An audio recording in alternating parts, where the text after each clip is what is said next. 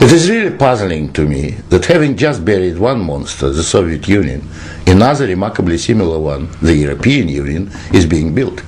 Exactly what is the European Union? Perhaps by examining the Soviet version we can get the answer. The Soviet Union was governed by 15 unelected people who appointed each other and who were not accountable to anyone.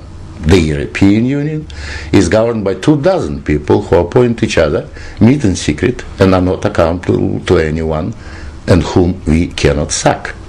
One might say that the EU has an elected parliament. Well, the Soviet Union had a parliament of a sort too, the Supreme Soviet, which just rubber-stamped the Politburo decisions. Pretty much like the European Parliament does, where speaking time in the chamber is limited within each group and often amounts to 1 minute per speaker.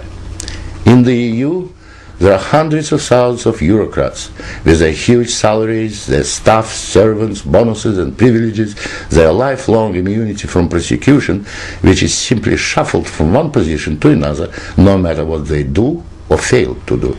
Is this not exactly like the Soviet regime? The Soviet Union was created by coercion and very often with a military occupation. The European Union is being created admittedly not by armed force, but by coercion and economic bullying. In order to continue to exist, the Soviet Union spread itself further and further. The moment it stopped spreading, it started collapsing. And I suspect the same is true of the European Union. We were told that the purpose of the Soviet Union was to create a new historic entity, the Soviet people, and that we must forget our nationalities, our ethnic traditions and customs. The same seems to be true of the European Union. They don't want you to be British or French, they want you all to be a new historic entity, European, to suppress all your national feelings and live as a multinational community. After 73 years, the same system in the Soviet Union resulted in more ethnic conflict than anywhere in the world. In the Soviet Union, one of the grand purposes was the destruction of the nation state. And that's exactly what we observe in Europe today. Brussels intends to absorb nation states so that they should cease to exist. Corruption was built into the Soviet system from top down, and so it is in the EU. The same endemic corruption activity that we saw in the old Soviet Union has flourished in the EU. Those who oppose or expose it are silenced or punished. Nothing changes. In the Soviet Union, we had a gulag. I think we have a gulag in the European Union also. An intellectual gulag known as political correctness. When anyone tries to speak their mind on questions of race or gender, or if their views differ from those approved, they will be ostracized.